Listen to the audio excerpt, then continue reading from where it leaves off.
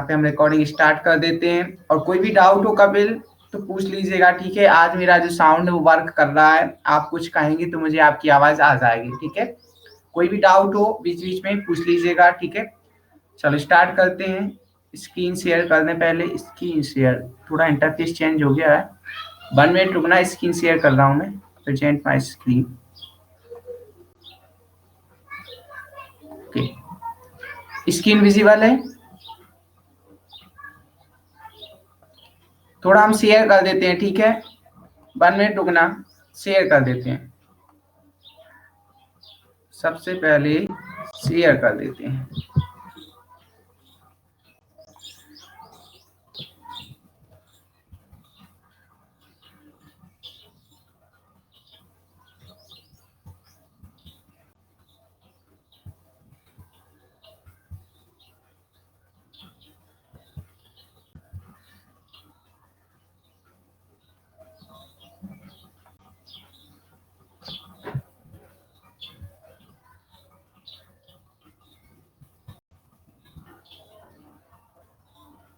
चलो ठीक है, 2 ही लोग हैं, कोई दिक्कत नहीं है। बहुत हैं 2 लोग तो स्क्रीन दिख ही रही है। देखिए, हमें यहाँ से पढ़ना था कैसे हम कैलकुलेट करेंगे सेल। अगर आपको कोई भी डाउट हो तो आप मुझे कमेंट करके जरूर बताइएगा, ठीक है। कोई भी डाउट अपने साथ लेकर मत जाइएगा। तो आज हम यहाँ से स्टार्ट करते हैं। तो कमेंट देख लेते हैं कोई। हाँ ठीक है। तो देखिए कपिल, हमने यहाँ तक पढ़ लिए थे। अब हमें पढ़ना है घनीय इकाई कोशिका में कणों की संख्या कैसे कैलकुलेट करेंगे, ठीक है। तो कैसे कैलकुलेट करेंगे वो मैं आपको बता देता हूँ। यहाँ पे देखिए, जो सरल घनीय सेल होता है आप तो जानते ही हैं। सरल घनीय सेल में जो कण होते हैं वो कहाँ पे होते हैं? कोने पे। कण कहाँ होते हैं? कोने पे। तो एक जो कोना है, कोने का योगदान कितना होता है? कोने का योगदान होता है 1/8। इतना पता होगा आपको। देखो, जो एक कोना है, कोने का योगदान कितना होता है? 1/8, ठीक है। जो भुजा है, भुजा का योगदान कितना होता है? जो फलक है, फलक का होता है 1/2, है कि नहीं। तो देखो, जो सरल घनीय सेल है इसमें जो एक कोना है उसका योगदान 1/8, और कितने कोने होते हैं? 8 कोने होते हैं। तो कितना आ जाएगा आंसर? 1। तो जो सरल घनीय सेल है उसका आंसर 1 आ जाएगा, ठीक है। इतना क्लियर है। अब देखिए यहाँ पे नेक्स्ट है अंतःकेंद्रीय घनीय। तो यहाँ पे आप जानते हैं जो अंतःकेंद्रीय घनीय सेल होता है उसमें जो कण होते हैं वो कोने पर होते हैं। साथ ही साथ में एक कण कहाँ होता है? घन के केंद्र पे होता है। तो कोने का योगदान 1/8, और कितने कितने कोने हैं? 8 कोने हैं घन। और जो घन के केंद्र का योगदान कितना होता है? 1 होता है। तो आंसर कितना आ जाएगा? 2 आ जाएगा। 8 से 8 क्या हो जाएगा? कैंसल हो जाएगा, ठीक है। इतना क्लियर है। नेक्स्ट है फलक केंद्रित घनी। तो फलक केंद्रित घनी में क्या होता है कि जो कण होते हैं वो कहाँ होते हैं? कोने पर। साथ ही साथ में कहाँ होते हैं? फलक पर। तो फलक का योगदान कितना होता है? 1/2 होता है। और कितनी फलकें हैं? 6 फलकें हैं। तो 6 फलक हैं तो 6 का क्या कर देंगे? गुणा कर देंगे। तो इसका आंसर 4 आ जाएगा। 8 से 8 कैंसल हो जाएगा, 2 3, ठीक है। तो यहाँ पे क्या आ जाएगा? 4 आंसर आ जाएगा। इतना क्लियर है, ठीक है।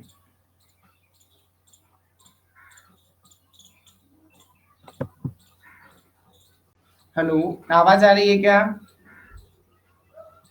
कपिल, खुशबू, आवाज आ रही है कि नहीं आ रही? आवाज तो आ रही है ना? कमेंट करके बता दो। ओके, ठीक है। यहाँ तक क्लियर है। यहाँ तक वन पिछले बार पढ़ चुके थे, ठीक है। तो आशा करते हैं कि आपको क्लियर होगा, ठीक है। क्लियर होगा। आगे बढ़े क्या? हाँ ना बता दिया करो यार, तुम लोग हाँ ना नहीं बताते तो दिक्कत हो जाती है। और आप लोगों के दोस्त बहुत कम आए हैं, है कि नहीं। 1 मिनट रुकना, थोड़ा शेयर किया है तो कुछ लोगों की रिक्वेस्ट आई, उनको एक्सेप्ट कर लें, ठीक है।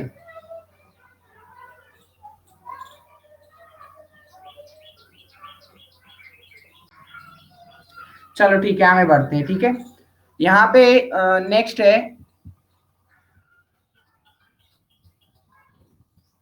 देखो कुछ न्यूमेरिकल थे, न्यूमेरिकल हमने कर लिए थे। ठीक है, न्यूमेरिकल के बाद समन्वय संख्या। देखिए समन्वय संख्या क्या होता है, मैंने आपको बताया था जो समन्वय संख्या होती है उसका मतलब होता है कि पड़ोसी परमाणु। क्या होता है? पड़ोसी, वह पड़ोसी जिसकी दीवार अपने घर की दीवार से लग रही है। इतना मैंने आपको बताया था कि नहीं बताया था मैंने? रिकॉर्डिंग स्टार्ट है कि नहीं है देख लेते हैं, 1 मिनट रुकना, 1 मिनट रुकना, रिकॉर्डिंग देख लेते स्टार्ट है कि नहीं है, पता चले रिकॉर्डिंग स्टार्ट ना हो। 1 मिनट रुकना, ठीक है, 1 मिनट, 1 मिनट रुकना मेरे भाई। कपिल, खुशबू, ठीक है, विजय। यहाँ पर एक तो इंटरफेस चेंज हो गया है, पता ही नहीं चलता कि रिकॉर्डिंग की है मैंने कि नहीं की है।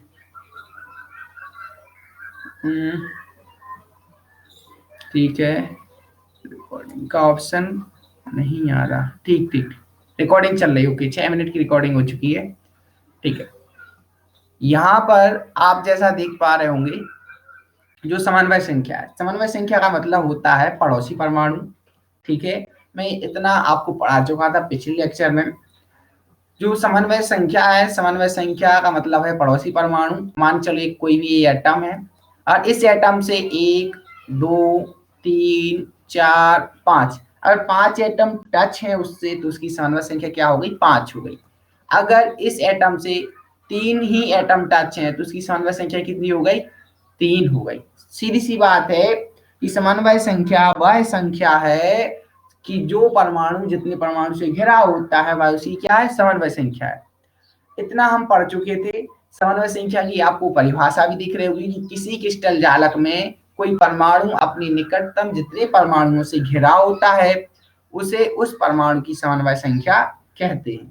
ठीक है, अब देखिए जो यहाँ पे मैंने आपको डायग्राम दिखाए हुए हैं, जो पहला डायग्राम है वो रियल डायग्राम। पहला डायग्राम कैसा है? रियल वाला डायग्राम है। दूसरा आपको समझाने के लिए बनाया गया है। तीसरा डायग्राम भी रियल डायग्राम है। मैं आपको बता दूं, जो ठोस होते हैं, ठोस में जो कण होते हैं वो एक दूसरे से चिपके हुए होते हैं। जो ठोस है, ठोस में कण कैसे होते हैं? एक दूसरे से चिपके हुए होते हैं। अब यहाँ पे आप देख रहे होंगे कि कण एक दूसरे से चिपके नहीं है।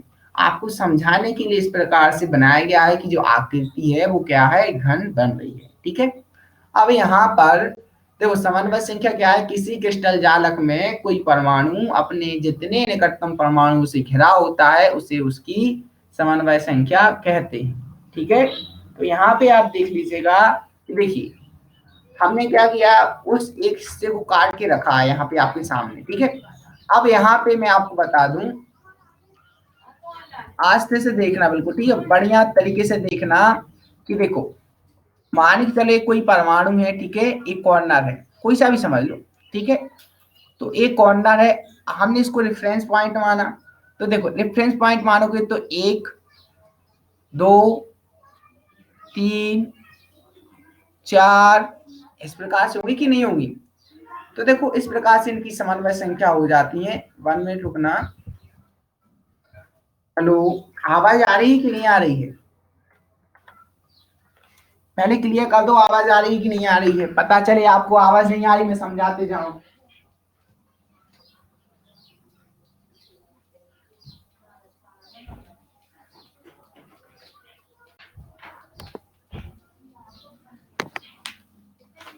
अरे सारे लोग भाग गए क्या? एस सर आ रही है, ठीक है, वॉइस क्लियर है सर, ओके। तो वही तो पूछ रहा हूँ कि क्लियर है कि नहीं है, क्या पता क्लियर ना हो, मैं पढ़ाते जाऊं। ठीक है, तो कंफर्म कर दिया अब जब मैं पूछता हूँ आपसे। यहाँ तक कोई डाउट है तो बताओ, आगे बढ़े क्या?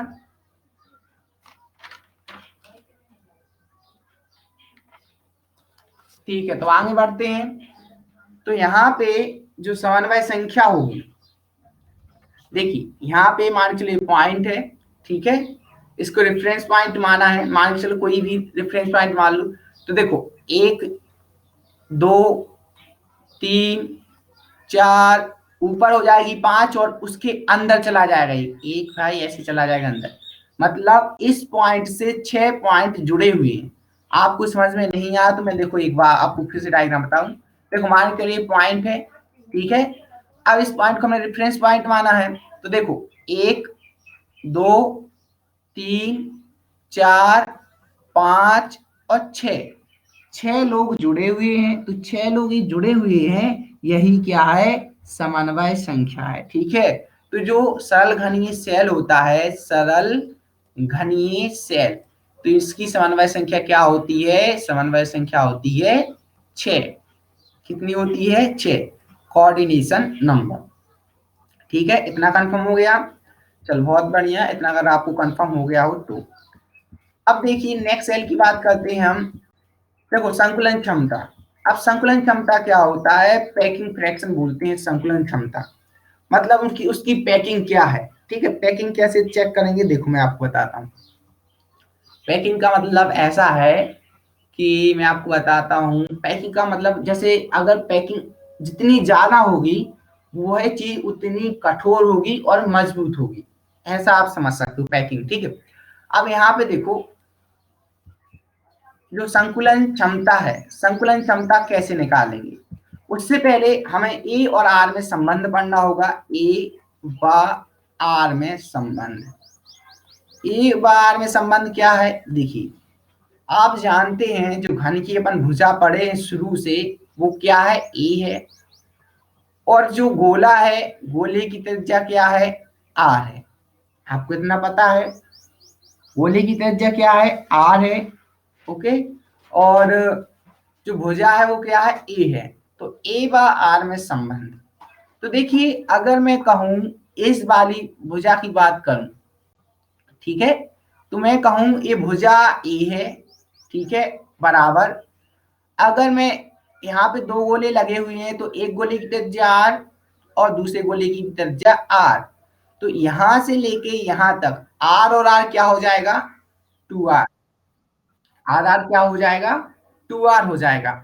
तो हम कह सकेंगे कि जो यहाँ पे संबंध है ए और आर में, ए बराबर 2r है, ठीक है। ए किसके बराबर है, 2r है। और एक नोट करने की बात है कि जो इसमें गोले होते हैं, गोले भुजा पर उपस्थित होते हैं। कहाँ उपस्थित होते हैं, भुजा पर।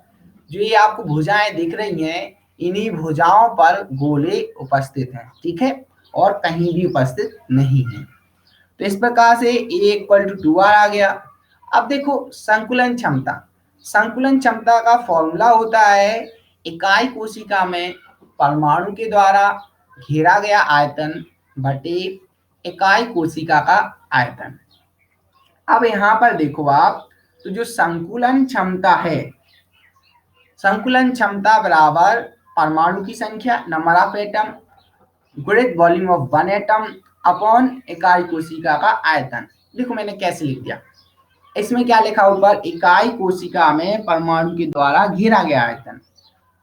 अब देखो अपन को आयतन निकालना है। अगर मान के चलो हमें एक एटम का अगर आयतन पता हो, ठीक है, तो आप 5 एटम का आयतन बता सकते हो। देखो मैं आपको बताऊं, एक एग्जांपल लूं, मान के चलो एक चॉकलेट 2 रुपए की है, फिर आपसे पूछा जाए बताइए 5 चॉकलेट कितने की होंगी, तो आप क्या करोगे, 2 में 5 का आप गुणा कर दोगे, ठीक है। 2 पंचे क्या आ जाएंगे, 10 आ जाएंगे। आप ऐसा ही करोगे ना, है कि नहीं।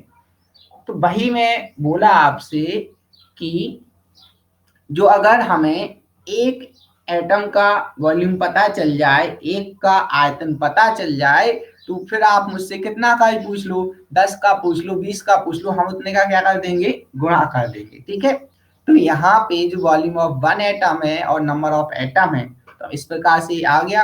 अब इसके बाद देखो जो नंबर ऑफ एटम है, चूंकि हम किस में पढ़ रहे हैं, सरल घनीय सेल में पढ़ रहे हैं, सरल घनीय सेल में पढ़ रहा है। तो यहाँ पे नंबर ऑफ एटम कितना है, 1। अब ये 1 ने निकाला था, ठीक है, into volume of one atom. तो आप जानते हैं गोले का आयतन 4/3 पाई आर क्यू होता है। और यहाँ पे आयतन क्या है, इकाई कोशिका आयतन ए क्यू। ए क्यू क्यों है, क्योंकि यहाँ पे बात कर रहे हैं घन की। तो घन का आयतन क्या होता है, E क्यूब होता है। और A बराबर क्या है 2R, A बराबर क्या है 2R, तो 2R का क्या आ जाएगा, Q आ जाएगा। तो फिर आ जाएगा 4/3 पाई R cube upon 8R cube equal, जैसे ही आप इसको कैलकुलेट करोगे तो आपका आंसर आ जाएगा 0.524। ठीक है, एक बार आप कैलकुलेट कर लेना, ठीक है, इतना ही आंसर आएगा। कितना आ जाएगा आंसर, 0.524। ठीक है, अगर आप इसको परसेंटेज में लिखना चाहते हैं तो आपका पीएफ आ जाएगा 52.4%। ठीक है, देखो यहाँ पे आपको जो पाई है, पाई की वैल्यू रखनी है कितनी, 3.1416। ठीक है, यहाँ से आर क्यू तो आर क्यू कैंसिल हो जाएगा, तो जैसे ही आप कैलकुलेट करोगे तो आपका आंसर आ जाएगा। ठीक है, अगर आपका आंसर नहीं आया तो आप नेक्स्ट क्लास मुझसे पूछ सकते हैं। अब देखिएगा यहाँ पे हम नेक्स्ट देख लेते हैं, अंतः केंद्रित घनीय की बात करते हैं। ठीक है, अब जो अंतः केंद्रित घनीय बीसीसी, और कोई ज्वाइन नहीं हुआ, चलो ठीक है, 3 ही लोग हो, देख लेते हैं एक बार। ठीक है, यहाँ पे आप देख सकते हैं जो अंतः केंद्रित घनीय है बीसीसी। अब इसमें आप अगर देखें तो क्या होगा कि देखो, जो यहाँ पे परमाणु उपस्थित हैं, जो घन के विकर्ण पे उपस्थित हैं, जैसे आपका रूम है, रूम में आप एक कॉर्नर देख लीजिएगा और दूसरा कॉर्नर देख लीजिएगा जिसमें विकर्ण बनना है। ठीक है, मतलब एक नीचे का कॉर्नर और एक ऊपर का कॉर्नर, जैसा विकर्ण बनता है, समझ रहे होंगे आप। ठीक है, तो ये विकर्ण में स्थित है, कहाँ है, विकर्ण में। तो अगर आप इसे कैलकुलेट करेंगे, देखो समन्वय संख्या की बात कर लेते हैं पहले, फिर हम ए और आर में संबंध सीखेंगे। तो अगर हम इस समन्वय संख्या की बात करें तो देखो, आपको समझाने के लिए डायग्राम बनाया गया है। तो देखो, जो ये पॉइंट है बीच में, इस सभी कोणों से बराबर दूरी पर है, सभी कोणों से बराबर दूरी पर उपस्थित है। अब देखो यहाँ पे जो आपको लाइन दिख रही है, पीछे दिख रही, लेकिन एक्चुअली में ये बराबर है। जैसे आप घर में बैठे हो, जहाँ पंखा लगा है वहां नीचे देखो जमीन है, पंखा और जमीन के हम एक मिड पॉइंट निकालो, वहां से चारों कॉर्नर बराबर दूरी पर उपस्थित होंगे। ठीक है, तो यहाँ पे भी यही कंडीशन है। तो कितने लोग घेरे हुए हैं, तो ये 4 ऊपर के और 4 नीचे के, तो इसकी समन्वय संख्या क्या हो जाएगी, समन्वय संख्या 8 हो जाएगी। ठीक है, समन्वय संख्या क्या हो जाएगी, 8 हो जाएगी। इतना क्लियर है, चल ठीक है, क्लियर है, बहुत बढ़िया। अब यहाँ पे देखो, ई और आर में संबंध चाहिए अपन को, तो चूंकि हम जानते हैं गोले की त्रिज्या कितनी है, आर, गोले की त्रिज्या कितनी है, आर, इसके बाद इस गोले की त्रिज्या कितनी है, आर। ठीक है, और पूरे गोले की जो एक गोला है, गोले में एक आर यहाँ तक है और इसी प्रकार आर यहाँ तक है। कहने का मतलब बेस जो व्यास होता है वो कितना हो जाएगा, 2R हो जाएगा। तो कैलकुलेट करोगे तो क्या आ जाएगा, 4R। और चूंकि मैंने आपको बताया था जो घन का विकर्ण होता है वो √3 होता है, अब भुजा ए है तो क्या आ जाएगा, √3a। तो अगर आप r बराबर निकालोगे तो √3a/4, क्या आ जाएगा, ए और आर में संबंध √3a/4। अब कौन बचा है, कपिल बचा है और विजय बचा है। तुम लोगों को हम नोट्स दे देंगे। ठीक है कपिल, तुम्हें हम नोट्स ऐसे ही दे देंगे, बाकी आप तो जानते ही हैं, लेकिन हम आपको ऐसे ही नोट्स दे देंगे। ठीक है, आज की क्लास की कोई दिक्कत नहीं लेना, जितना आए समझ में उतना समझ लो, और कोई डाउट हो तो पूछ लेना। ठीक है, मैं आपको सेंड कर दूंगा पर्सनली। यहाँ पे देखिएगा, यहाँ देखिएगा, नेक्स्ट है समन्वय संख्या है, तो समन्वय संख्या हमने पढ़ ली है। ठीक है, इसके बाद है ए व आर में संबंध, ए व आर में संबंध की निकाल लिया अपन ने। इसके बाद है एक संकुलन क्षमता। संकुलन क्षमता कैसे निकालोगे, संकुलन क्षमता का सिंपल फंडा है, देखो सबसे पहले क्या लिखा, इकाई कोशिका में परमाणु के द्वारा घेरा गया आयतन बटे इकाई कोशिका का आयतन, और नेक्स्ट क्या लिखा है, number of atom into volume of 1 atom upon इकाई कोशिका का आयतन। तो यहाँ पे यहाँ पे क्या लिखा है, नंबर ऑफ एटम। तो नंबर ऑफ एटम कितने हैं आप जानते हैं, जो बीसीसी है, बीसीसी में कितना आता है 2, एफसीसी में कितना आता है आंसर 4, और एससी में आंसर कितना आता है 1। ठीक है, तो बीसीसी में कितना आएगा 2, और volume of one atom 4/3 pi R cube upon A की वैल्यू क्या है, ए क्यू होता है क्योंकि घन का आयतन, तो ए क्यू मतलब ए बराबर अपन का आर कितना निकला था, आर निकला था √3a/4। देखो, या तो आप आर की वैल्यू रख दो, ठीक है, या फिर आप ए की वैल्यू रख दो, कोई की वैल्यू रख दो। तो हम यहाँ पे मान के चलो आर की रख देते हैं, तो 2/2 × 4/3 पाई आर, आर की वैल्यू क्या है √3, तो √3a/4 का क्या कर देंगे, क्यूब कर देंगे, और यहाँ पे नीचे लिखा आएगा ए क्यूब। जैसे ही आप इसको कैलकुलेट करोगे तो आपका आंसर आंसर आ जाएगा, यहाँ पे आपका आंसर आ जाएगा 0 पॉइंट, क्या आ जाएगा आंसर, जैसे आप इसको कैलकुलेट करोगे 0.68 आ जाएगा। ठीक है, तो आप कर लेना 0.68 आंसर आ जाएगा। ठीक है, तो इतना कंप्लीट क्लियर है, बहुत बढ़िया, क्लियर है तो बहुत बढ़िया। ठीक है, तो फिर अपन ने नेक्स्ट लेक्चर में क्या पढ़ा था, नेक्स्ट लेक्चर में है फलक केंद्रित घनीय की समन्वय संख्या। तो यहाँ पे देखिए, सबसे पहले हम आपको बता दें जो फलक केंद्रित घनीय है उसका आप कैसे कैलकुलेट करेंगे, 1/8 × 8 प्लस 1/2 × 6 = 4, ऐसा हमने पढ़ा था, ये आपको समझ में आया होगा। यहाँ पे हम देखेंगे समन्वय संख्या। तो देखो, समन्वय संख्या कैसे कैलकुलेट करेंगे, जो समन्वय संख्या है हम इस प्रकार से कैलकुलेट करेंगे। सबसे पहले आपको देखना होगा जो ये परमाणु है, परमाणु कैसे हैं, परमाणु अब सतह पे हैं। देखिए ये सतह है, क्या है सतह, विकर्ण नहीं है, ये सतह है, सतह का विकर्ण है। ठीक है, देखिए ये सतह है, मतलब अब परमाणु सतह पर व्यवस्थित हैं। ठीक है, सतह पर क्या है, परमाणु व्यवस्थित हैं। तो यहाँ पे आपको क्या करना है, देखिएगा सतह पर व्यवस्थित हैं। अब देखिए अब क्या करना है, यहाँ पे एक कोई रेफरेंस पॉइंट मान लेना है, मान के चलो मैं इसको रेफरेंस पॉइंट मान लेता हूँ। ठीक है, बीच वाले को, देखो हमने यहाँ पे एक रेफरेंस पॉइंट माना है। इसके बाद आपको समन्वय संख्या निकालनी है, तो देखो उससे दूरी पे मतलब कौन सबसे पास में है, तो ये वाला एटम पास में, ये वाला भी एटम पास में है, ये वाला भी एटम पास में, ये भी है, मतलब 4 लो। उसके बाद ये वाला 5, ये वाला 6, ठीक है, इसके बाद ये नीचे वाला, ठीक है 7, उसके बाद 8, 9, 10, 11, और एक उस साइड रहेगा 12। कहने का मतलब मैं आपको बताऊं, जो आपका सीलिंग फैन है उसको मान लो एटम, और उसके ऊपर मान चलिए अगर एक रूम और बना दोगे तो क्या होगा कि जो एक ऊपर रूम रहेगा उसमें 4 दीवारें रहेंगी, 4 दीवार क्या फलक है, उसके केंद्र पे क्या रहेंगे कि परमाणु रहेंगे, तो 4 ऊपर के वे हो जाएंगे और 4 नीचे के हो जाएंगे। ठीक है, और 4 कॉर्नर हो जाएंगे, तो कितने हो गए 12 हो गया, है कि नहीं।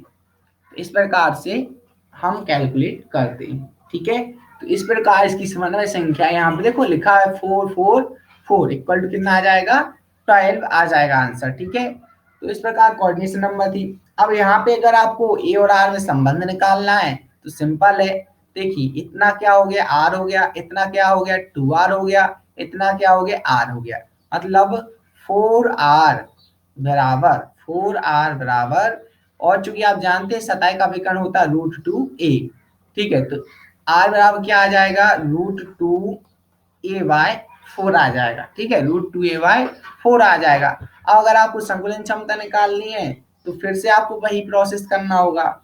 उसमें क्या है, यहाँ पे आपको नंबर ऑफ एटम कितने हैं 4 हैं, फिर आपको 4/3 पाई आर क्यू लिखना होगा, फिर आपको इकाई कोशिका का आयतन लिखना होगा। चूंकि यहाँ पे क्या आया आंसर, यहाँ पे आया है 4r बराबर √2a, तो चाहे ए की वैल्यू रख दो तो ए की वैल्यू क्या रखोगे 4r/√2 का होल क्यूब, फिर जैसे ही आप कैलकुलेट करोगे तो आपका आंसर 0.74 आ जाएगा। अगर आपसे परसेंट पूछा है, पीएफ परसेंटेज से पूछा है तो आ जाएगा 74%। ठीक है, तो इस प्रकार से आप आंसर कैलकुलेट कर पाओगे। ठीक है,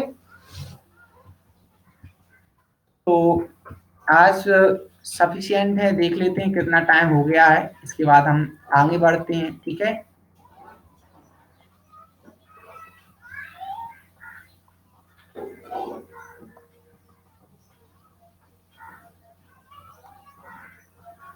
ठीक है, 25 मिनट हो चुके हैं। अगर कोई आपको डाउट है तो आप पूछ सकते हैं। जो लोग जुड़े हैं, ठीक है, वो पूछ सकते हैं सारा कुछ,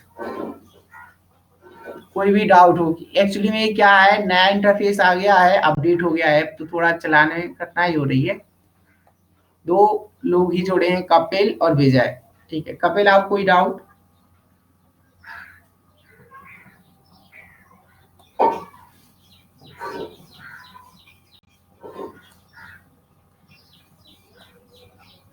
ओके, ठीक है, मैं आपको नोट्स प्रोवाइड कर दूंगा। ठीक है, आप व्हाट्सएप नंबर पर हमें याद दिला देना, तो मैं आपको नोट्स वहां पे प्रोवाइड कर दूंगा जो भी होगा।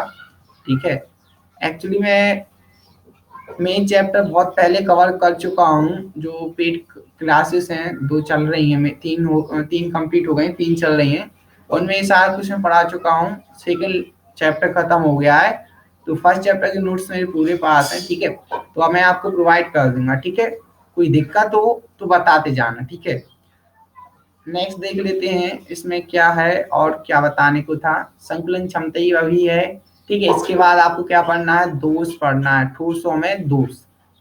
तो ठोसों में दोष अपन नेक्स्ट क्लास में पढ़ेंगे। ठीक है, यहाँ पे शुरू से लेके अंत तक अगर आपको कोई भी डाउट है तो बता दीजिएगा। ये नोट्स हैं, ठीक है, मैं आपको प्रोवाइड कर दूंगा। ओके, डोंट वरी, कोई दिक्कत नहीं है।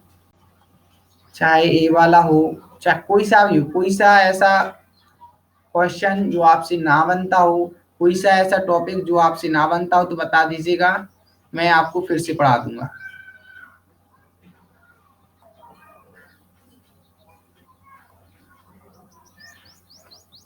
कपिल, कोई और टॉपिक पढ़ना चाहोगे जो अभी तक हमने पढ़ा दिया है? इसका आगे का हम आज शाम को 7 बजे करेंगे। ठीक है, शाम 7 बजे अपन फिर से आएंगे लाइव, और फिर से हम आपको कुछ ना कुछ नया पढ़ाएंगे। ठीक है,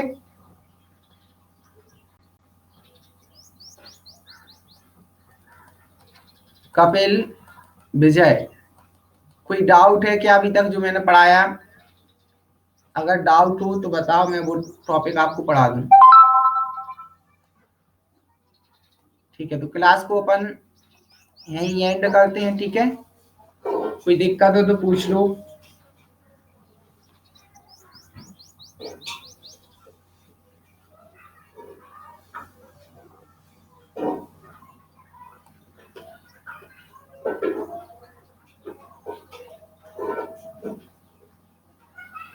ठीक है, तो 28 मिनट हो चुके हैं। 1 मिनट आप सबके लिए, अगर कोई डाउट हो तो पूछ लो, अन्यथा आप लीव हो जाएं। ठीक है, कोई दिक्कत नहीं है, कोई डाउट हो तो पूछ लो।